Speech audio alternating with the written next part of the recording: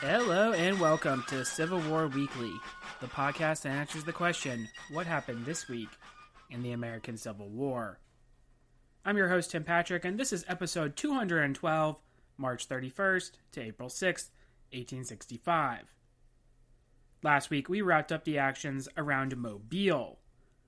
In some ways, this is a curtain call for Curtis and Frederick Steele, two individuals who have been frequents in our story thus far. We had to launch what is considered to be the final offensive act of the Confederacy, with Gordon and his assault on Fort Stedman, and while this will see some success, the rebels were unable to capitalize, and thus unable to break the siege. Grant is going to recognize this as the desperate act that it was. The end seemingly is near. The first action that will lead to this will be what is considered to be the Confederate Waterloo, Five Forks. Before we get into the Confederate Waterloo, though, we do need to talk about some Patreon content. And of course, we have actually gone back to a picture slideshow that will depict Five Forks, the location here, Fort Stedman, and also Sailor's Creek, so we have that posted. We've done memoir reviews. We did a cavalry memoir review not too long ago. And we've done movie reviews as well. All of the classic movies that have some kind of Civil War in them. And we certainly have not covered them all, so there will be future movies to go. If any of that sounds like it would interest you, there is a link in the show description. They do get posted once a month, extra episode, and the proceeds do go toward helping keep the show running, so they are greatly appreciated. I know we have maybe beaten this point extensively during these narrative episodes, but Grant is trying to stretch the Confederates. He has been repeatedly pressing the flanks of the rebel line. With the Confederates showing this attempt to break out, that's going to result in many casualties. There seemingly was more of an opportunity for the Union Army. Robert E. Lee knew that the odds were now very heavily stacked against him. Sherman could have come up from Carolina, Johnson not really doing a whole lot to stop him. With that combined force of Sherman and Grant's Army of the Potomac and Army of the James, then there would have to be a surrender fairly quickly. Grant needed to force the surrender without Sherman, though, for many reasons, and in many more reasons, it needed to be the Army of the Potomac, who could finally deliver the finishing blow for Lee, being the primary opponent to Lee and his army in Northern Virginia throughout the war. Famously, on March 26, Grant would meet with Sherman and David Dixon Porter, as well as Abraham Lincoln, on a river steamer to plan out what would become the final offensive of the war. Grant would later write about the anxious nature of this time period, as he was terrified that the Confederates would indeed escape from his grasp. Lee, for his part, was convinced really the only option available to him was a juncture with Johnson and his army. Lee still has some 45,000 men, and we've seen Johnson and his ability to come up with at least a decent number himself. To combine their force might have given Lee parity with Sherman's armies, which is an intriguing prospect if he was able to escape Grant and then force Sherman to battle, which very well may have happened. Remember, too, that Lee has about 45,000 men in Antietam, and he does a really good job with those. Now, the quality of the troops has definitely gone downhill. The morale of the troops has definitely gone downhill, but he would have at least around the same number. And if you can really think about it, like Sherman, I don't think it's necessarily a surprise to any of you who've listened for a while. I don't necessarily think Sherman is the best battlefield commander, but I certainly think that Lee is. So there might have been an able to press the issue there. It probably would have just really prolonged the war if we're really thinking about it. And, you're still going to actually come up with the same conclusion at the very end, but it is an intriguing prospect nonetheless. Desertions are widespread for the Confederate forces by this point, so there are really many more ifs in this scenario than we usually have, and this is for both Lee and Johnson. Ulysses S. Grant, for his part, would realize, too, that getting to Johnson and the Carolinas was going to be the goal of the Army of Northern Virginia. He would call on a mobile strike force to move on the rebel right flank, and in so doing, cut off this prospect. Phil Sheridan had recently arrived from the Valley and would take control of the cavalry, Grant promoting him and making the cavalry a separate army in the process. Meade had never really been on Grant's good side, and now Sheridan, someone who we have highlighted as often taking liberties with his orders, is going to be equal to him in rank. Remember, too, that Meade does not have a very high opinion of Sheridan. He says as much during the Wilderness Campaign in Spotsylvania. That's where Sheridan goes on his raid to actually force battle for Jeb Stuart at Yellow Tavern, and in so doing, he actually takes away the cavalry from the Army of the Potomac in a very questionable move, I should say. Like, why we needed to take the cavalry away at that point just so he could prove a point, I don't know. But you can see how Meade is not going to be working well with Sheridan as he comes back into the fold. Commanding the Cavalry Corps would be Wesley Merritt, with the divisions under George Armstrong Custer, Thomas Devon, and George Crook, all names we've heard before. An additional division would be added by Ranald McKenzie. McKenzie was a career soldier and New York native. He was also known as Bad Hand after losing fingers during the Jerusalem Plank Road battles. The former colonel of the 2nd Connecticut Heavy Artillery would go on to serve in the Indian Wars in the West. Joining Sheridan and the Mobile Strike Force would be the Union 5th Corps under Warren and the 2nd Corps under Humphreys. The Army of the James is under O.C. Ord, and they will be able to slide into the lines, allowing for the shift left. The goal would be a place called Five Forks, an intersection that still has several roads coming in. As such, it would be a key spot, control of which might allow the rebels to escape. Warren has had a tough time during the Overland Campaign, but is still in control of the 5th Corps. He has divisions under Charles Griffin, Roman Ayres, and Samuel Crawford, so all names we've dealt with for some time. Griffin is going to have brigades under Joshua Lawrence Chamberlain, Edgar Gregory, who is an abolitionist and Underground Railroad man before the war, and Joseph Bartlett, whose brigade would be taken by Alfred L. Pearson, a lawyer from Pittsburgh before the war, who will go on to serve as a district attorney afterwards. Ayres has Frederick Winthrop and the regulars, the Maryland Brigade, and James Gwynn with a mixed outfit, including Delaware and Pennsylvania regiments.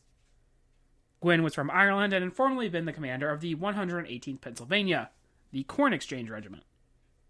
Crawford has brigades under John Azer Kellogg, a politician from Wisconsin, commanding the remnants of the Iron Brigade, joined by other regiments, Henry Baxter, who commanded well at Gettysburg on the first day, and Richard Coulter.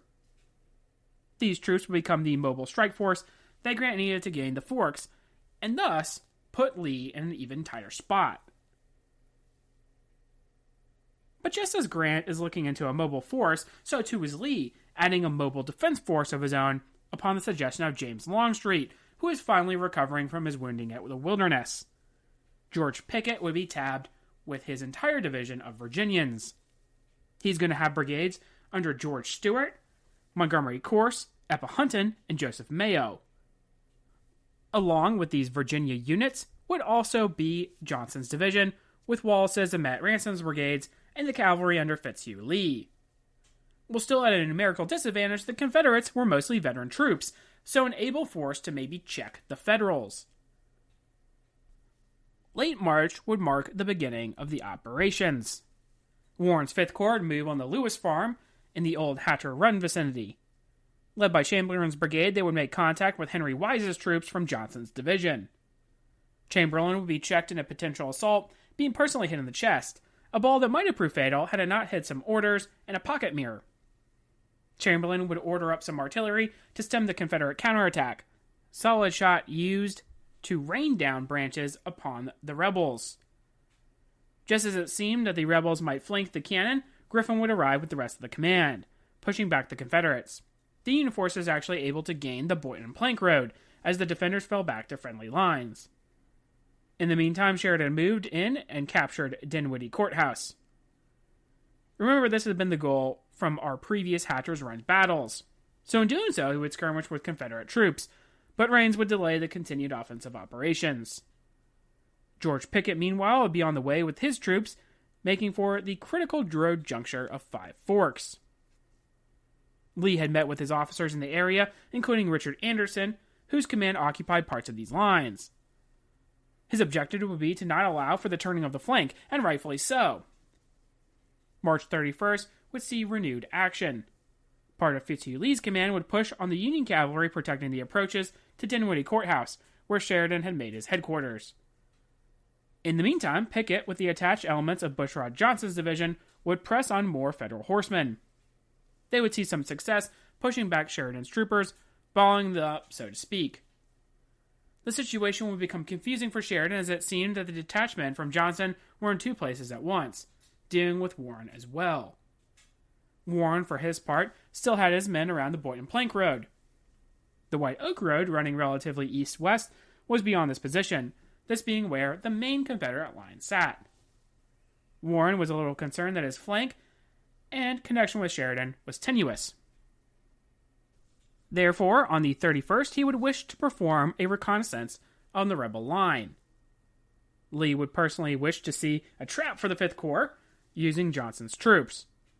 Winthrop's brigade would lead, his command being hit in the open by an attack and routed, the remaining brigades in Ayer's command also likewise breaking, another example of the waning morale in the Army of the Potomac.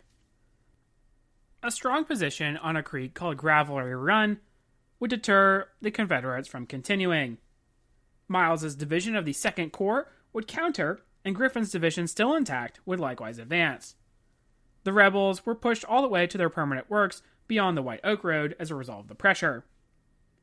This move is overlooked because of the negative perception of Warren, but actually opens up a direct route to the South Side Railroad, a key supply route remaining for the rebels and Richmond. Destruction of this railroad would make Lee's position essentially untenable. But while Warren was initially wishing to continue the attack, he would hear the sounds of battle to the south and west. Sheridan's cavalry had been pushed back, so he was to hold his position. There would be much confusion in the communications between Meade, Warren, and Sheridan, but eventually the entire 5th Corps would be sent in the direction of Sheridan and his cavalry. Sheridan, in the meantime, would receive the okay from Grant to relieve Warren if he thought it was necessary. This is an interesting power that Sheridan is going to be able to receive from Grant. We know Grant is not satisfied with Warren. Long gone are the days that Meade and Warren are going to be on the same page. Remember, Warren is very instrumental to the southern end of the line at Gettysburg. He does a good job, right? And then he's rewarded with this command, and Meade really has been kind of rubbing him the wrong way, so Meade's probably okay with that. Grant, obviously, is going to kind of be pointing a finger at him during the overland campaign, especially Spotsylvania. He's considered relieving him already. And now that he has Sheridan, he has this guy that he trusts, and it's questionable as to whether, Sheridan, again, we've talked about this before, he's very liberal with his orders. Sometimes he's not really following to the T what Grant wants him to do, and he gets these orders that, hey, if you think he needs to be relieved, go ahead and do it. And in some ways, I think this is a bad management tactic, because you could say, you put that on the table for Sheridan, and then it's going to be in the forefront of his mind, right? Like, if you're just going to let Warren operate as is, then maybe he would not have just jumped to the conclusion that, hey, we need to remove this guy, but you're already kind of placing it in his mind. So, yeah, you probably wanted it to happen if you're a Grant, but at the same time, it's kind of his fault and not the kind of management tactic that I would necessarily advise.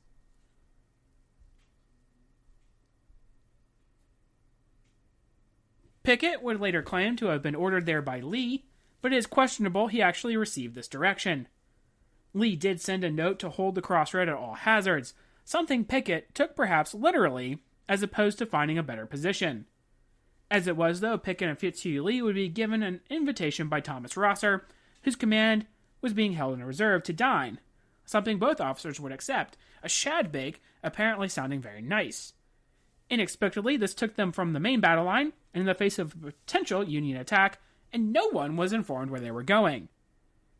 Attack would be exactly what Sheridan had on his mind. It is important to note as well that while this is kind of like a continuation of the action here around Petersburg where Lee is going to extend his line. It is really opening him the best route to retreat. There are going to be other routes that he's going to take, as we'll soon see, but he's going to be actually the best route to get out of Richmond. And if he wants to steal a march on Grant, the crossroads are going to be very important to that effect. So it's really not even necessarily holding the position at Richmond. It's like, hey, we need these crossroads in order to get out of Richmond and get out in a hurry. If you actually go to the site, and we mentioned this actually in the Patreon, and it's another plug for that here, in that we took some pictures there at the crossroads itself. And if you actually go there, and if you go to other Civil War battlefields, if you're, like me, and you go to very many places, you're going to actually say to yourself, wow, this really isn't a good defensive position, right? Like, it's relatively flat. There's not really any kind of feature that's going to deter a Union attack should it come, right? And there are going to be other places where you might have been able to make a stand where you could still technically hold the crossroads, kind of like how you're still holding the Boynton Plank Road, but your main battle line is beyond that. And it's kind of a puzzlement how Pickett's going to take these orders super literally, as he's kind of showing again and again that there is this trust that's being put in him, and he doesn't necessarily live up to that all the time. April 1st would mark the assault. Mackenzie's cavalry would seal off any approach of reinforcement along the White Oak Road, with Warren's entire 5th Corps rumbling to the Confederate left. Thomas Munford's cavalry would skirmish for a time with the oncoming Federals and alert the senior commander on the field, Rooney Lee, about them coming. Lee, though, had of course not been told of the absence of his superiors. As the infantry passed the rebel line, Ayer's division would come under fire by the left, mostly infantry under Matt Ransom. The 5th Corps would be realigned to meet this threat. Sheridan personally would direct the infantry in this region. Famously, he would ride over some works to force the Confederates to surrender. But the Confederates, at least for a time, put up a stubborn defense. They refused their line against the threat, wooded terrain assisting them in their efforts. Winthrop would be killed leading his brigade in this part of the action. Crawford's division, though, would find itself moving well beyond the flank of the Confederate line, and actually into the rear of the rebels. Warren would try to get the rest of his command into the action, Griffin's division being thrown into the fray. Here was the big problem, though, with Sheridan's plan of attack. He was operating off faulty maps, and Warren, in trying to get Crawford's division back in line, would doom himself. The terrain and the fact that Munford's cavalry was still sitting on the Federal flank would create a perfect storm. Pickett would be alerted to the danger as he tried to send messengers back to Lee, saying everything was good, the messengers being captured, with one escaping. He would ride through Crawford's command to get back to the situation that was proving dire. Not only were more troops needed on the left flank, but also regiments were needed to try to check the Union troops now coming down the Courthouse Road into Five Forks. Only Colonel Willie Pegram with 3 guns and minimal infantry held the forks itself. The cavalry would begin a general assault on the front, Pegram being mortally wounded in the action, as the rebel line completely breaks. George Armstrong Custer's troopers would clear Rooney Lee's men on the Confederate right, the 5th Corps continuing its push from the north and the White Oak Road. Darkness and lack of Confederates who had not surrendered on the field would end the action. Amazingly, Sheridan would relieve Warren of command, the 5th Corps commander really unfairly taking the heat for past offenses. In this particular battle, he had done a decent job of getting everything together for the 5th Corps. Sheridan was not satisfied, accusing Warren of not being in the front, and also part of the operation threatening friendly fire on the cavalry. It would not be until after Warren's death in 1882 that he was venerated and his removal deemed unwarranted. Pickett's defeat would be total, estimates giving some 4,500 as being captured at the cost of some 800 total Union casualties. Lee had wanted to steal a march on Grant, but the loss of the critical crossroads would make that very difficult. Five Forks is yet another example of how, number one, I think we could say that Sheridan has evolved the Union cavalry into opponent offensive weapon. They've obviously been getting a lot of play here. Back in 1864, that's when it started.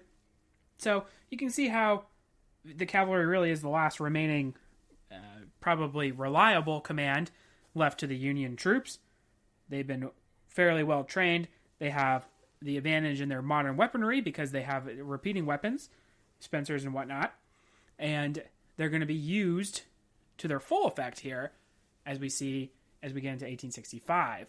And then we also have the Confederates, and I might sound like a broken record here, but we also have them. See, the morale is completely gone, right? Pickett is not the right guy you probably want doing this. It had been earlier in the war. It probably would have been somebody else that Lee would have relied to, but he just is running out of general officers that he can really count on. Pickett is not in the right spot. He doesn't do a good job in planning it, right? It's kind of funny. There's actually, if you go there, there's actually a Shad Bake Road on your way to the Five Forks battlefield. So that's kind of funny that you have that, by the way. But here we have the Confederates completely breaking when they're faced with a determined assault. They haven't really set up defensively very well at all. So it's kind of like the case in point here for why the war is coming to a close. The disaster on April 1st would send Lee into a scramble. The right flank would need to be secured, as he was still unclear exactly the situation there. Anderson would pull from the defenses in the Boynton Plank Road sector to do this. However, the Confederates starting to be stretched very thin. Forts Gregg and Whitworth had been placed in the inner line of defense in case the outer line fell. Realizing it was all hands on deck now, A.P. Hill would rise from his sickbed and get into the field. But Grant would also know that since Pickett had been severely dealt with, then Lee perhaps did not have as many men on hand. The general assault would be called for all along the line. In some places, there would be minimal gains. The Ninth Corps, for example, would be met with stiff resistance under Gordon's troops, and briefly for a time, Gordon would counterattack. Further west on the line, the Second Corps would actually be repulsed with some casualties before finally being able to break the cobbled-together defense Lee had thrown out to cover for the now-gone Pickett. Nelson Miles and his troops were able to gain the Southside Railroad as part of their assault, troops under McGowan and Heath falling back toward Petersburg. The Sixth Corps would launch an early morning attack on A.P. Hill's command, following a brief artillery duel. With Getty's division leading the way, Wright would scatter North Carolinians under James Lane and Edward Thomas's Georgians. The Vermont Brigade had been the spearhead of the assault and used a ravine to approach the rebels.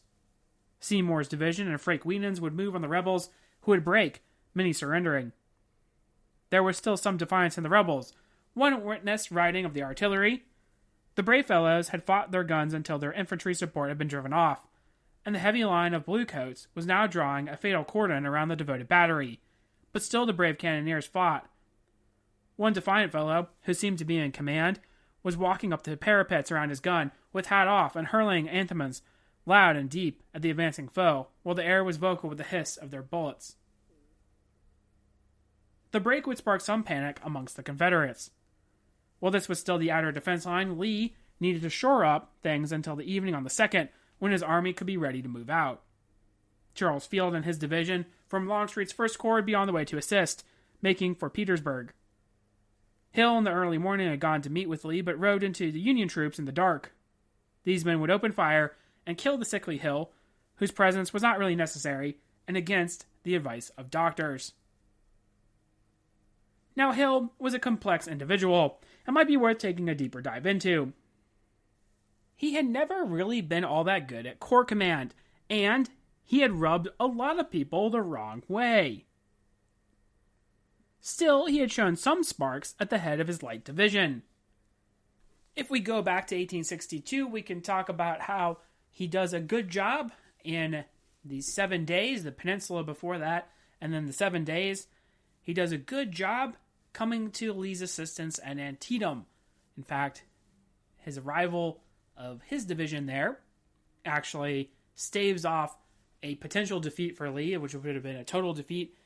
How differently we probably looked at McClellan had we known that, but he's able to come and smash into the Ninth Corps, and in so doing, he's able to have the battle essentially be a draw on the field, and it's Confederate defeat ultimately, because in my mind they are turned back and they have to go back into Virginia, but we have sort of a draw on the single day of battle that we have there. So he does a good job there. He doesn't really do a good job at Gettysburg. He doesn't really do a good job, especially in the campaign following Gettysburg, right? We had Bristow Station. That was such an ill-advised action by A.P. Hill. Lee is very reticent to actually rebuke individuals who do something wrong, but he's actually kind of throwing shade at A.P. Hill there. He realizes he can't really count on him, and then we just kind of have his action pretty good at the Wilderness. He does a pretty good job of, in his sector of the field, before the disaster almost happens, where Longstreet's corps has to show up. He does a good job there, and then we kind of have him sort of falling out of the story. He's always kind of sick, and so he's in and out of command. So A.P. Hill, a complex character, and again, probably someone we're going to have to take a deeper look at. With the troops thrown back from their defenses, Canamus Wilcox would gather Lane, Thomas, and Ed Harris's stalwart Mississippi men to throw back in a counterattack. Seeing initial success, additional Union troops would be thrown into their own assault. These would be the 24th Corps troops under John Gibbon. Gibbon has divisions under Robert Foster and Charles Devens, as well as an independent division under West Virginian John Turner, which included several regiments who had served with Crook, and even before him, Sigel. They would rumble forward, insurmountable odds against the small number of Confederates. The infantry would pull back toward the inner defenses, racing past Fort Gregg in the process. Now, Fort Gregg was commanded by Lieutenant Colonel Owen, who had served in the Washington Artillery. Washington Artillery being one of the better artillery units in the Army of Northern Virginia. Along with Fort Whitworth, these would be the rallying points for Lee. Wilcox would aptly call out to the some 300 defenders that the fate of Lee's army now lay in their hands. Curiously, the commander for artillery in the 3rd Corps would call for a removal of the pieces in the forts under the pretext that Field had arrived in the inner defenses, and they were no longer necessary. Whitworth did have 4 rifled pieces that for a time were holding off the oncoming Union troops. Gibbon's command would wish to renew their efforts, as the only pieces were now in Fort Gregg itself.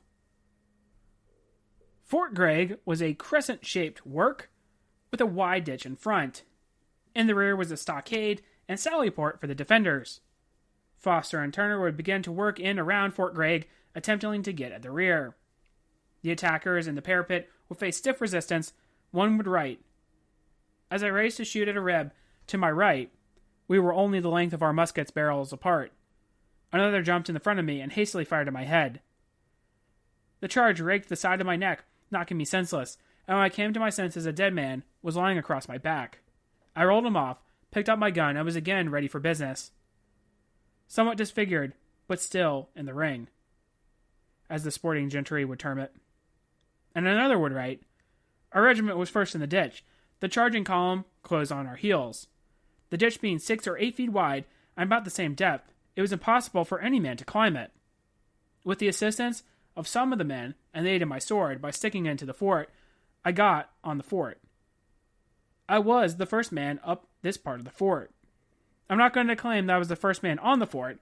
There might have been others on some parts of the fort at the same time or before." The defenders, although low on ammunition, would continue to resist. Renewed assaults would come from the Union troops. Some of the defenders would resort to throwing rocks or bricks. The attackers would use human bridges to try to gain the work, the flags of the 39th Illinois and 12th West Virginia soon on the walls. Others would work their way in behind. The Alamo of the Confederacy, as it was called, would fall, with Gibbon's command seeing some 700 casualties in the process.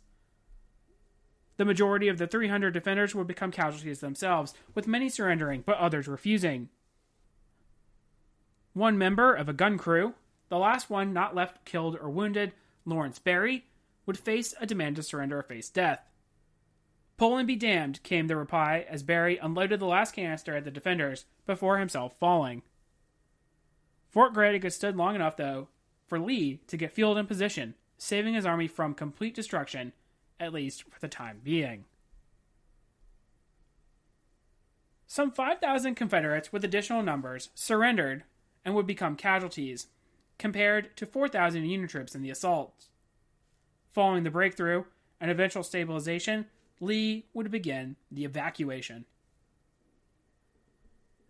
Davis was informed while at services at St. Paul's in the city, and would start to make preparations for the government to move to Danville, Virginia, along the North Carolina border. From there, it was deemed that he could still be in contact with Lee and Johnson. Lee would begin to move his men out. The Petersburg defenders would move to the north side of the Appomattox. The Richmond defenders would move to the south of the James and begin to march out. Tobacco and cotton would be set on fire in the city before the full departure was made. Custis Lee, with the heavy artillery and a naval brigade made up of displaced Confederate seamen, would be removed from the Chaffin's Bluff area. In many of the ways, this was a good example of just how bottom of the barrel the Confederates were operating. The once proud Army of Northern Virginia, who had waged many offensive actions, would now become the hunted. So, we will go ahead and call it a day right there. Richmond has finally fallen. The Battle of Five Forks, and what is known as the Breakthrough of Petersburg, would be the final acts in this long siege. Next week, I think you all know what's coming. We need to conduct the brief Appomattox campaign that's going to take us to the parlor of the McLean House. If you like what you hear, please make sure to leave a review. Posted in the description should be a link to the website as well as Patreon information. Support for the general upkeep of the show is greatly appreciated. Feedback is always welcome. Questions, comments, concerns. The email is cwweeklypod@gmail.com. Thank you all so much for listening, and have a great week.